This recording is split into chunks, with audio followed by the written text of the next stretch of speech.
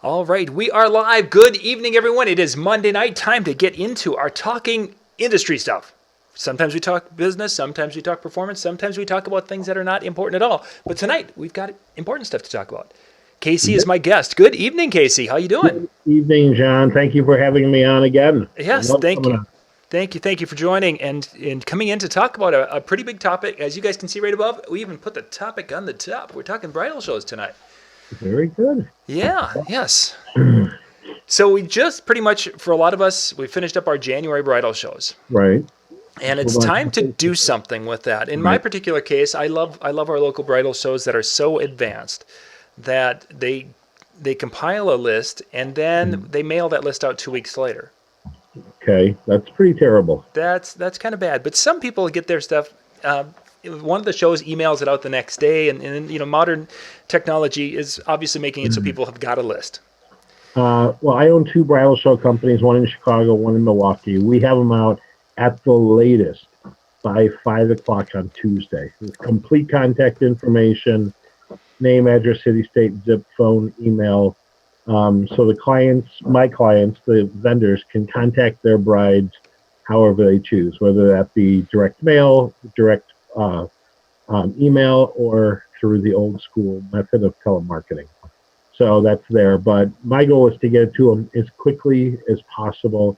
And even when we've gone out of town, Dina, who's my business partner in one of the businesses, we even went to Wedding MBA last October, and we had a bridal show on Sunday. We flew out that night, and we still had the stuff out by Monday morning or by Monday afternoon. So there's absolutely no excuse not to have it within a couple of days. Not in this day and age when things are, in many cases, so automated and with the digital. Yeah, I can see the old days where it was all handwritten but it's Right. a different world.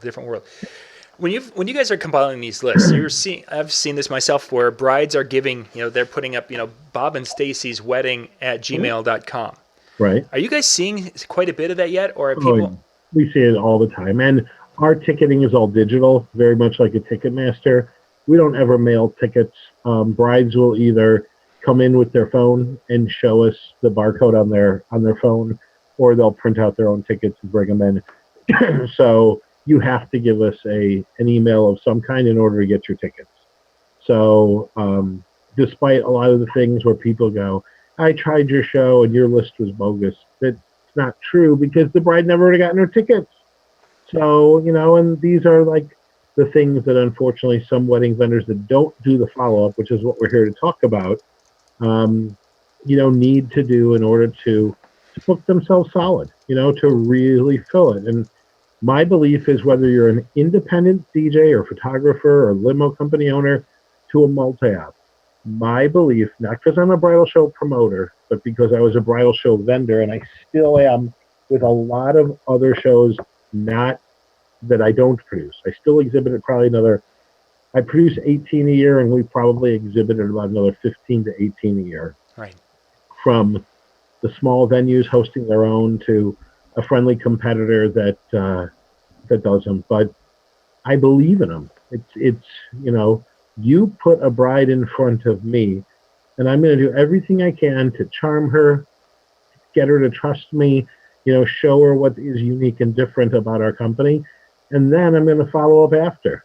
And again, whether you're a multi-op and you're using that list to shotgun it out, or if you're an independent and you want to just go through the Excel sheet and highlight the weekends you want to work and black out all of the weekends that you're already booked, then you can sniper it and just pick which weekends, you want to call on and either mail or email or telemarket or what have you. I think it's an unbelievable prospecting tool. For those who have something in their booth where people can sign up and such, was there a difference in how you would contact, say, someone who came to your booth and gave you their information there compared to how they did with that list you're going to receive from the show? I don't think that my bridal show company is any different than most bridal show companies. We all try to get brides to pre-register because nobody wants to just hope they show up that day. That list is given out to every exhibitor, and even if that bride didn't come to the show, that couple is still a bride or groom to be, or two grooms or two brides to be that are planning a wedding. And so they're still a viable source of prospecting. Even if they couldn't make it that day for whatever reason, they're still a legitimate lead for you. So the fact of the matter is, again, I believe in it. And now when I'm in my booth, we have our own sign-up forms, but it asks specific questions about either my photography business or my floral business or my disc jockey business, with questions that are relevant to that. And so for me, those are what I call my hot lists. Okay. We get those into the computer the night of the show. So whoever works that show, one person for each company, those leads go into the show that night saying, thank you for stopping by our Bridal Show booth earlier today. And that's that. And to a degree, I think it is the early bird catches the worm. And if anyone thinks like, oh, you're pounding on me, that's not the case. About 30 minutes ago, one of my salespeople at my photography division called a bride that we had emailed information to on Friday. Okay. She just requested it Friday. She called to do the hi, how are you? Did you get a chance to look it over the weekend? She said, yeah, we did, but we already booked somebody. And from Friday, collecting information from an email inquiry to Monday, she's already off the market. So it isn't that we're trying to be persistent. It's that we're trying to be first.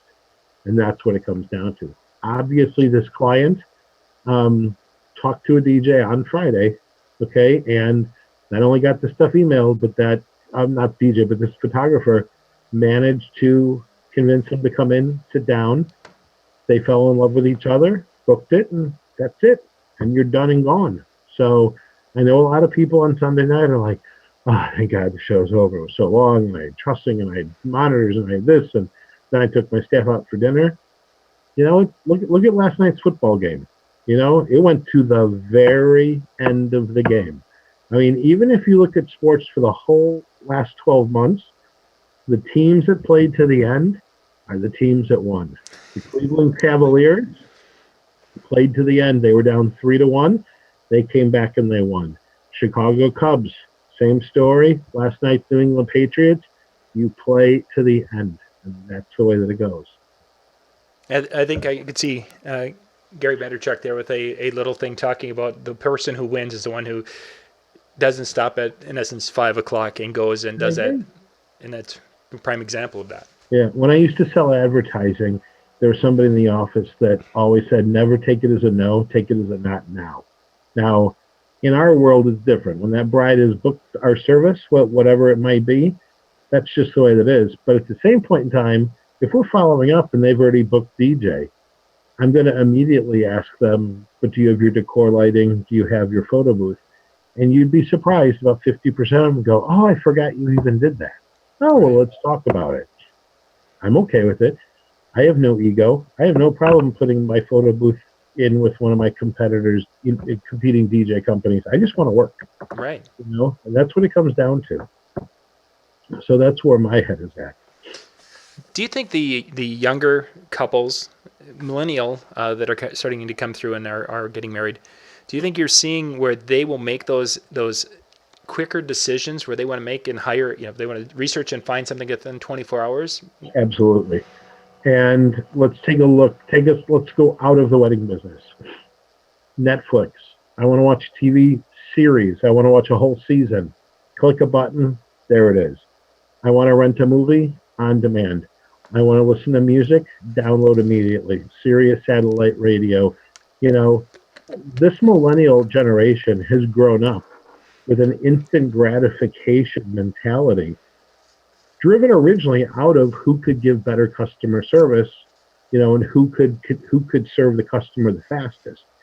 Now, I think a lot of times we in the wedding business turn around and think of it as, oh, this is a nice, slow, romantic process, and they're going to look around and they're going to do this. You're not listening to today's millennials, okay? When you can go to Amazon and you can look at the product, read what it's all about, see a half a dozen pictures of a certain product, find out what it is, read 7 different reviews from past people that have purchased that product, and then click a button and have it the next day. Yeah. This is just the way that it is. You go to Open Table, you see the food, you see pictures of the restaurant, you can make a reservation, you've seen the reviews, bam, done, end of story. Even myself, I already have dinner reservations for Mobile Beat Las Vegas already set up so that I don't even have to worry about it. Like, it's done. Because as you know, going to DJ shows, everyone's like, what do you want to do for dinner? I don't know. It's not that. Can this person go? No. So I just took the initiative and said, hey guys, I'm going here on this day, I'm going here on this day, I'm going here on this day. You want to join me? Yes or no? I made the reservations, it was done. And that's it. So, and I'm certainly not a millennial. So, but that's today's technology. So why not? So it's really getting to the point now where making it easy to buy and almost making it so that they could buy our services online, which really thumbs the nose in many of the people who will be speaking at the conventions where they're talking about, we need to meet and get in front and sell and such. And yet the buying. I don't disagree with that, because I think both photography and DJ and probably 80% of the wedding choices are still very personal. Okay. However, making it as convenient as possible for them to come in and meet with you, or should you decide you want to go meet with them at a Panera or a Starbucks or what have you, that's your business model. But the faster and easier that you get back to them, that you can service them, they know that's the way it's going to be. Now, the hard part is if they email you at 10:30 at night and you're up watching television and you shoot them back an email because you care about your customers, just understand that they're going to expect you to be available to them at 10:30 at night. And that means, if you choose to do business on your phone, which I personally don't, they're going to expect that, And at Wedding MBA, it was really interesting. The Knot had a seminar talking about shopping with millennials, and they had done a study, and it was something like 40% of the brides they talked to said that they expected to hear back from a wedding vendor within 8 hours. 40% expected to hear back within 24 hours. And like 20% expected to hear back within an hour. Okay? Didn't matter what time of day that they sent in the request for information or they sent their email. Okay? They wanted to hear back within an hour. All right. Sunday night, it's 8:30 at night. They send an email, they want an answer. And so that's that. And I've said this before at multiple seminars I've given. Brides and grooms, as a vendor on your list, are like fruits and vegetables. If you don't consume them, they will perish. And what I mean by that is they're going to go to Acme Widget DJs or 123 DJs or ABC DJs because they want to get stuff done. And that's just the way that it is. So again, I'm all about showing initiative. I'm all about hustling. I'm all about making it happen. Very, very Gary Vaynerchuk. So, I mean, that's that. And, Monday's a big day here at the office. We hustle it. We work it. We get things going. So that's that. I know for a lot of people, it's exhausting. But I just read on the Knot, somebody had, they made a list of the top 10 mistakes wedding vendors make. And I think DJs are one of them. And one of them is taking Monday off. I know that we're exhausted, but when brides-to-be are going back to work, Monday's their day to start doing some digging and some shopping. And part of it is that mentality that they have the whole week ahead of them. Yes. So they can cheat a little bit on Monday, look around the Knot, look around Wedding Wire, look around Google, look around your local wedding website, see and hear, who they think are great, look at the websites, and that's it. If you take Monday off, that to me is like taking Black Friday off. That's just not smart business. That's a great point. That leads into one of the questions I had is if a person has the list and say you're working, you got a show where they are getting it to you immediately. Yep. What would be the best time to do an initial email contact for them? Personally, whenever you get that list, I would have an email campaign within like a constant contact or a vertical response or an end flyer, or there's a million services out there. I would have that email already set to go. So the minute you get the list, you can immediately upload it and shoot it out. Okay. There's a lot of studies, and the hard part with all the studies is everybody thinks this and some people argue that. And logically, to me, I still think Monday afternoon is the best, because Monday morning you clear out your inbox from the weekend, and then you work in the morning, and then you go to lunch. And when you come back from lunch, you jump on your inbox again, to which there might be a half a dozen. And again, if it's early enough in the week and they're not buried with work, they may take the time to take a look at what you have to say. But I've read studies where Saturdays are the best, Sundays are the best, and I've emailed out so many times for so long that I logically think Monday's the best, but I also think it's like anything. It's repetition, repetition, repetition. So that's all. When you're saying repetition, meaning that you have multiple touches, that say your first email goes out and then the second email goes out, and yeah. And personally, if you're a one service vendor, I think that having your message with a couple of different images, same message, okay, same consistency, but maybe different photographs, or that I think that you should be sending those out once a week, once every 2 weeks, and stay in front of them. Because, I mean, again, going back to yesterday, remember, were you in Atlantic City when Lady Gaga performed at the promo only party? I was, but I wasn't there. I was out having dinner. Okay, but everyone's like, who is this chick? Da, da, da. And then she kind of broke, and it took a while. And it's like anything. You need to establish your brand. They say it takes like 33 touches before people know who you are. And in the wedding business, I think everything's on a 90-day cycle, okay? The minute that John decides he's going to book his DJ or his photographer or his venue, within 90 days of deciding that, it's done, okay? You've done the research. You found out what the price level, the price points are from the low to the high. And then you call it. And then you decide what the best value is. And really the best value even there is how much they value what it is that you do. So, I never get offended if they can't afford me. I just know I have to have enough marketing on the street in order to get the next bride that will value me through the door. Got a question here from the chat room. We'll be taking questions, gangs, if you've got some. South Obsession had. And Drex and I've talked about this a little bit.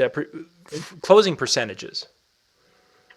What would you consider once you get a person who's a legitimate prospect?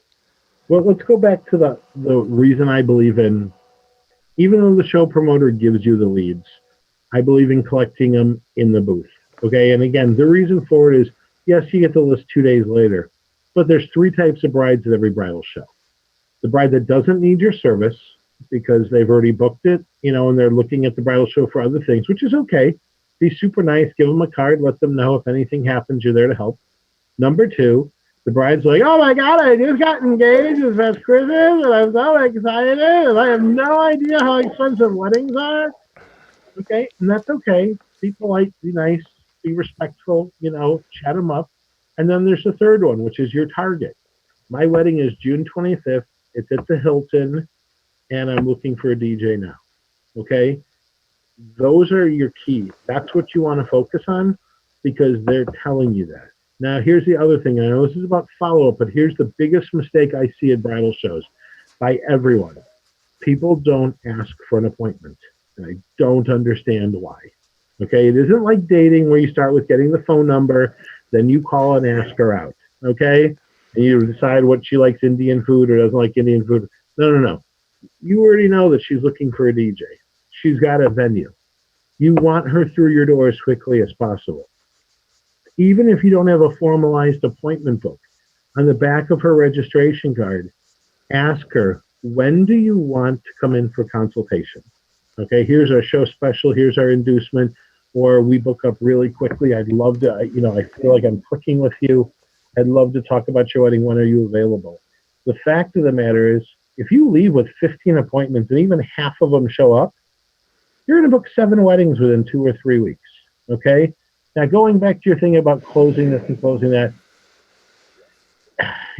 that's a tough one. That's like saying, how many weddings should you book if you got 8 systems?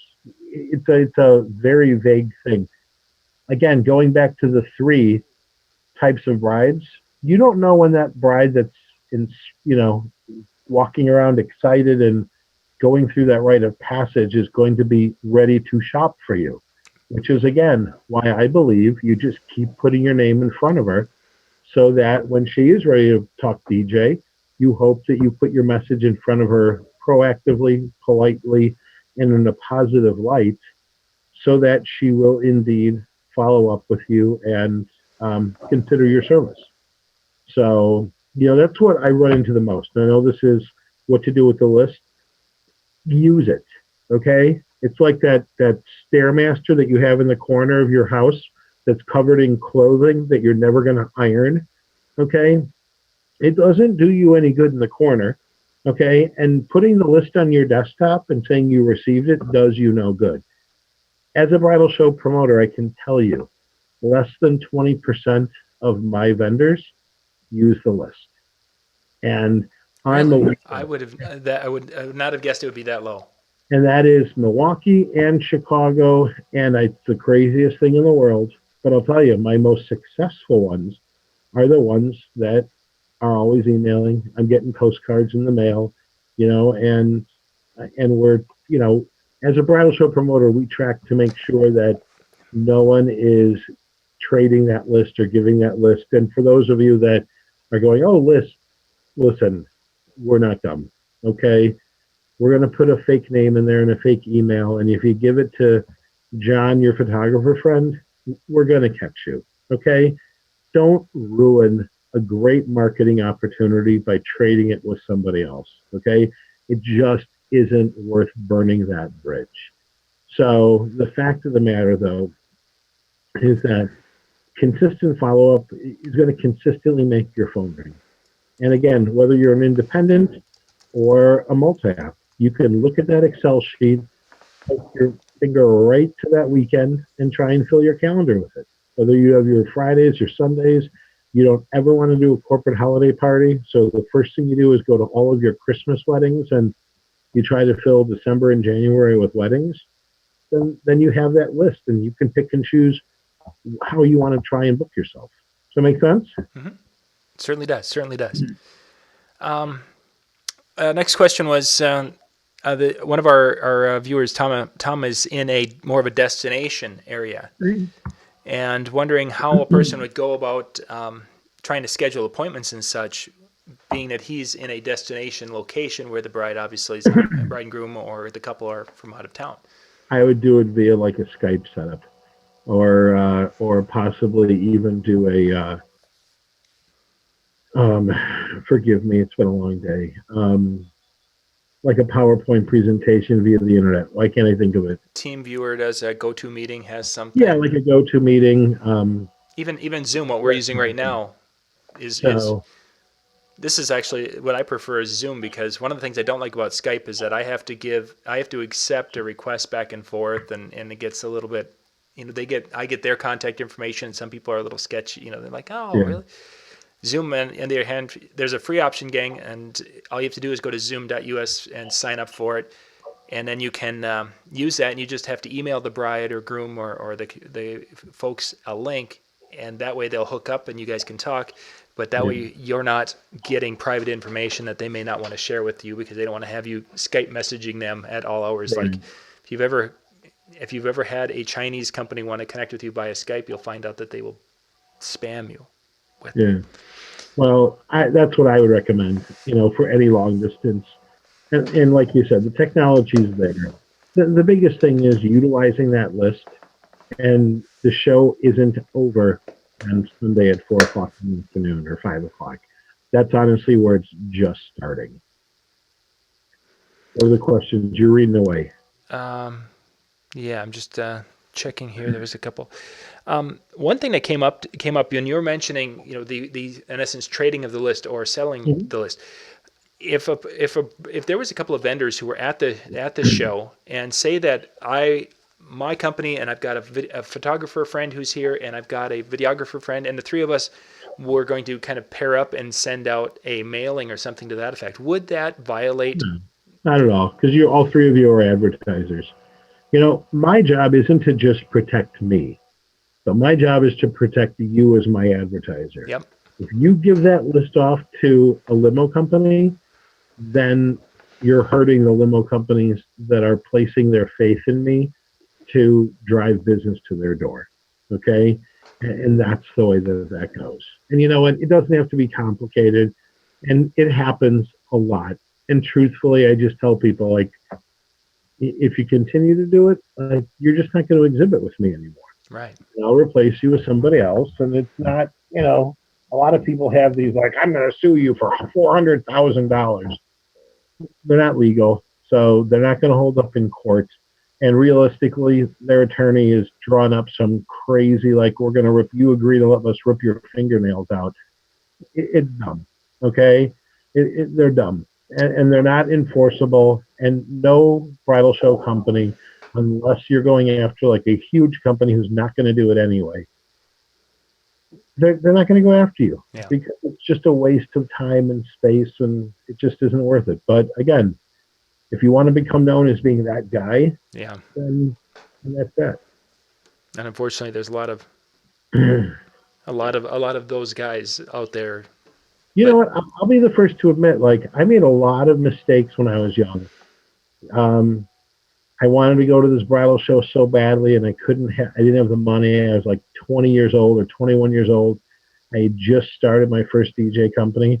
We fired the parking lot, and we got caught by the police, and they made us remove every single one. Mm-hmm. And it was dumb, and it was unethical, but I didn't know it at the time. I thought I was being clever. Yeah. Okay. Look, no one's doing this. Let's do this. Right. And you thought, oh my God, these fuckers in the other room. I've known of other people that have rented a room across the hall from the banquet or from the bridal show at the same hotel. And they've set up the room with lights and a DJ and, all of this, because they don't want to pay the bridal show promoter $1,000, but they'll pay the hotel $500. And, that's it. And again, I've seen it all with the unethical and the ethical. When I was young, I made mistakes. Now I try to reduce the number of mistakes that I make, and that's it. And listen, I think that a bridal show is the safest investment you can make. I don't care what business you're in, photography, video, DJ, limousine. When a bridal show promoter is bringing people to you, then it's on you. And you're either a good salesperson or a bad salesperson. Right.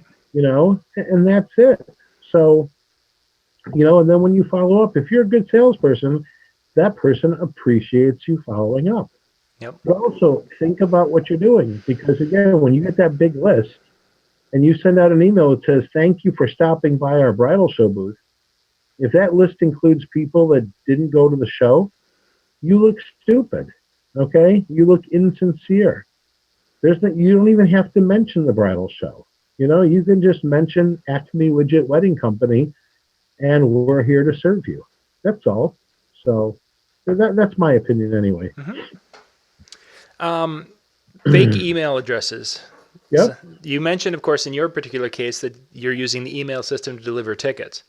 Right. Which, of course, would mean that their email addresses are going to be valid. But I know Thomas mentioned that getting fake email, and I know some of our small town where you can buy the tickets, physically buy the ticket at the dress shop and show it at the door, buy it at the door.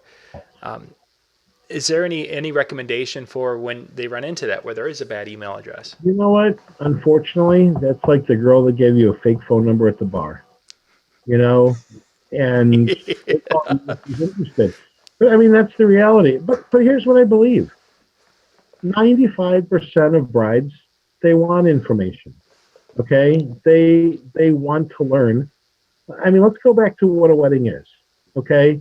According to the knot, like a wedding today is $35,000. I'm in Chicago, and in the city of Chicago, it's $60,000.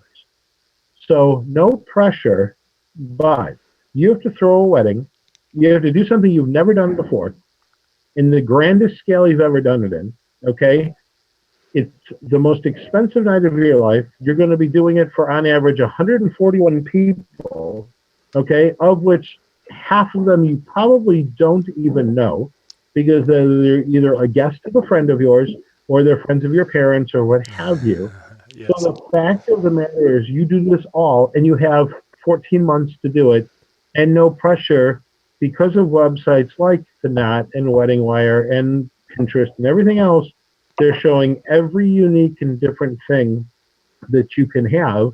So of course you don't want the beige wedding with, vanilla frosting and vanilla cake. Like you want it to be your own signature, you want it to be your own way. So of course these brides are stressed out. So in your solicitations and the one thing that people seem to forget the most is if you can help them and not sell to them, okay? You tell them why you're going to be great at their wedding because of how you do personalized introductions or a love story, or because you know all the places to take pictures if you're a photographer, or your limos are brand spanking new, or whatever your selling advantage is, or what makes you unique. That's, if you can prove to them that you're helping them, they're going to happily do business with you. Okay. And, the other big stigma a lot of people have is bridal shows bring out budget brides. They don't. They bring out new brides. Okay. Yes. So it's another statistic from that. 45% of all brides go over their budget. Okay. So again, this is my budget. But then they realize that, you know, they don't want beer and wine. They want a full bar or they want an upgraded wedding cake, and that's that. I mean, think about it. 10 years ago, nobody did uplighting. Now uplighting is at every wedding. 10 years ago, 15 years ago, people are going to photo booth, and now you see them every single weekend. So again, people start with a budget, and then that budget tends to get larger, and that's it. In the floral industry, people are shocked constantly with what flowers cost. And the nice part is in the floral industry, moms tend to come in and save the day, and they turn around and say, "We want you to have what you want," and they'll do that. I have yet to figure that out for DJ, but it's usually mom and daughter coming in for floral, whereas Yes. DJ is, you know, the main couple.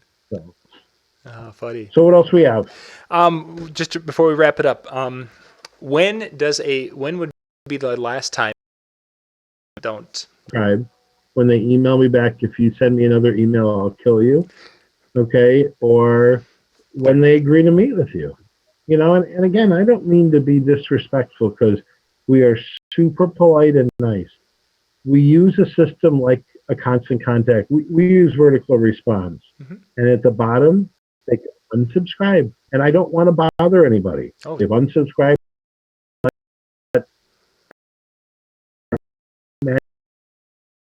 beforehand, so pace it.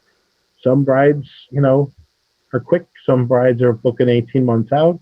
It just depends on, what's their priority. So if it were me, I would keep calling until my calendar is full. Okay. And that's what it comes down to. If you're booked on that Saturday, then cross them all off. Okay. And then keep going and keep going and keep going. And again, be polite. I know that it's very tough telemarketing these days. You never talk to anybody. It's always voicemail. I'm going to tell you to do it anyway, because what they can't hear in an email or a text or what have you is the warmth in your tone. Yes. Hi, John. You can make your wedding 50 excitement, and you're giving them permission to fire you. Yes. They've already booked somebody. I got your message, but we already booked somebody. Okay. And that happens. I mean, that's just part of you won't win them all. That's one thing we've learned in this industry. And the biggest thing too, when you do the follow-up is this: you make 100 phone calls, you book one wedding, you still went home with one more wedding than you didn't. Okay. Yes. Don't focus on the number of voicemails or the number of postcards you send or whatever. Focus on the number of bookings that you're taking. Okay. And that's it. Don't worry about the no's. Worry about the yeses. because that's all that matters is the yeses. Very true. Okay. Either way, you can't pay your mortgage by telling the bank's not going to hear, well, I had 90 no's. If you get the yeses, you don't have to worry about paying your mortgage because you'll have the money. And that's just the way that it is. So that's just part of sales. Yeah. And not being afraid to be told no. Good stuff, Casey. Good stuff. If people have any questions they'd like to just run past you in private, what's the best way for them to get in touch with you? My email is kc@keithchristopher.com. You can find me on Facebook, facebook.com/KeithChristopherKoKoruz. You can try and figure that one out. Actually, I'm sure that you'll post something underneath it where you can get in touch with me. So yeah, I'll put your Disc Jockey News email address under there so people can jump on that and send you a message. And then my shameless plugs, if I can get them in, just like at the end of a Tonight Show interview. I'm going to be speaking at the Canadian DJ Expo coming up next month. And then I will be attending, but not speaking at Mobile Beat. So if you see this, come by and say hello. And then I'll be speaking at the Photo Booth Expo in March as well. So, please come by, and I hope that you learn something. If nothing else, come by, say hello, and see you, chat, say hello. Sounds good. Sounds good. Yes, we will be seeing you here in just a little over a month and a half here as time's getting close. Thank you very much, Casey. We will be back in about 20 minutes with our second Monday night show.